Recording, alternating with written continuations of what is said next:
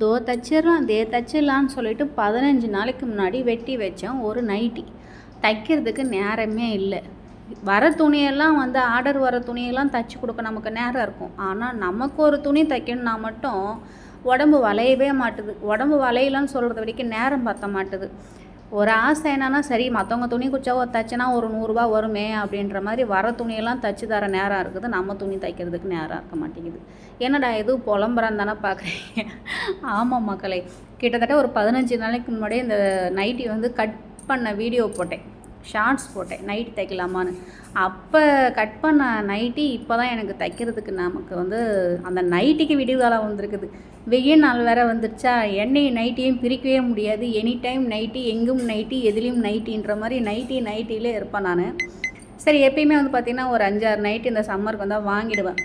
இந்த வாட்டி என்ன பண்ணேன், கிளாத்தாக வாங்கிட்டேன். ஒரு 5 நைட்டி கிளாத்து வாங்கினேன், போட தைச்சி அப்படின்ட்டு. கடைசியில் ஒரே ஒரு நைட்டி தான் வந்து நான் தைச்சேன், ஃப்ராக் மாடல் நைட்டி தைச்சி போட்டேன்.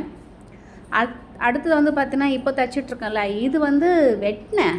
அதுக்கப்புறம் நமக்கு தைக்கிற வேலைலாம் நிறைய வந்ததுனால கஸ்டமர் துணியிலே வந்துட்டு கவனம் செலுத்திட்டேன். இது வந்து அப்படியே இருந்தது. சரி, இன்றைக்கி ஒரு கை பார்த்துடலான்னு சொல்லிட்டு எடுத்து தைச்சா அந்த கழுத்து பீஸு எங்கே தூக்கி போட்டோன்னோ தெரியல. கழுத்து பீஸ் இல்லாமல் ஒட்டு குத்து ஏதோ லேஸ் ஒர்க்லாம் கொடுத்து தைச்சி வச்சுருக்கிறேன். போட்டு பார்த்தா தான் தெரியும். ஆனால் இப்போதைக்கு போட்டு பார்த்தேன், கரெக்டாக தான் இருக்குது. எனக்கு ஒரு மனசு குறை என்னன்னா, அது ஒரு மாதிரி நம்ம பேட்ச் ஒர்க் பண்ண மாதிரி நான் ஒரு மாதிரி நினச்சேன். கடைசியில் வந்து கட் பண்ண துணியில் பாதி துணியை காணோன்றதுனால எப்படியோ வளைச்சி கிளச்சி தைச்சி வச்சுருக்கிறேன். இந்த தையல் தொழில் வந்து பார்த்திங்கன்னா ஒரு சிலர்லாம் வந்துட்டு ஒரு மாதிரி பேசுகிறாங்க. அதை வீடியோ பார்த்தேன். எங்கள் சொந்தக்காரங்க தான், என்ன தையல் எல்லாத்துக்கும் தையல் பெருமையாக பேசின்னு கிடக்குறே, உனக்கு வேறு வேலை இல்லையா அப்படிங்கிறாங்க. என்னை தூக்கி விட்டது இந்த தையல் தான். அப்போ நமக்கு கை கொடுத்த தொழிலை வந்து நம்ம எப்படி ஏளனமாக பேசுகிறது எனக்கு மனசு வரல. நான் வந்து பார்த்திங்கன்னா 0வாக இருந்தேன். என்னை வந்து நானும் இந்த உலகத்தில் நானும் வாழவேண்டா அப்படின்ற ஒரு நம்பிக்கையை கொடுத்தது வந்து என்னுடைய தையல் வேலையை தான். அப்போ நமக்கு கை கொடுத்த வேலையை வந்து நம்ம வசதி பேசுகிறதுல வந்து தப்பு கிடையாது.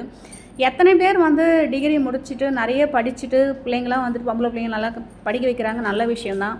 ஆனால் கல்யாணம்னு கட்டி கொடுக்கும்போது எத்தனை பொம்பளை பிள்ளைங்க டிகிரி முடித்த பிள்ளைங்க எல்லாமே வந்து பேக்கை மாட்டிக்கின்னு வேலைக்கு போகிறாங்களா? கிடையாது. அடுத்தது கன்சீவ் ஆவாங்க, மாதமாவாங்க, மாமியாரை பார்க்கணும், மாமனாரை பார்க்கணும், குழந்தை பிறந்து போய்டும், குழந்தைய பார்க்கணும்னு சொல்லிட்டு கண்டிப்பாக வந்து 100க்கு 50% தான் வேலைக்கு போவாங்க. மீதி பேர் எல்லாம் படித்த படிப்பை அப்படியே ஓரம் கட்டிட்டு வீட்டு வேலையை தான் செஞ்சுக்கிட்டு இருக்காங்க. அந்த படிப்பு அவங்களுக்கு எதுக்காக யூஸ் ஆகும் அப்படின்னா, பிள்ளைங்களுக்கு ஹோம்ஒர்க் சொல்லி கொடுப்பாங்க.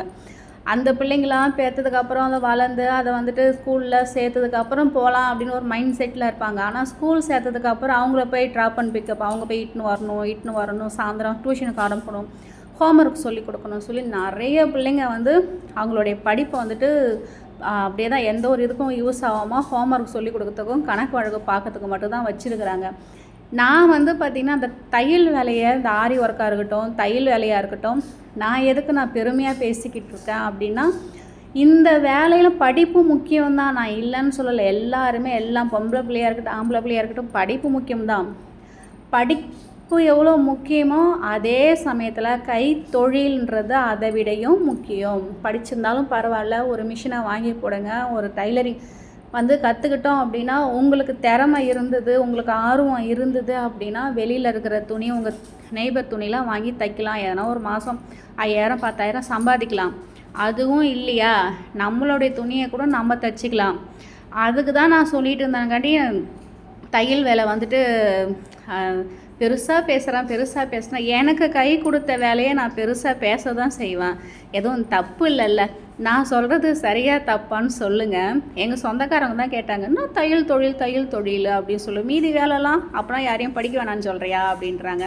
நான் என்ன படிக்க வேணான்னா சொன்னேன், படிக்கவும் செய்யுங்க, அதே சமயத்தில் கைத்தொழில் ஒன்று கற்றுக்குங்கன்னு சொன்னேன். இதுதான் சொன்னேன்.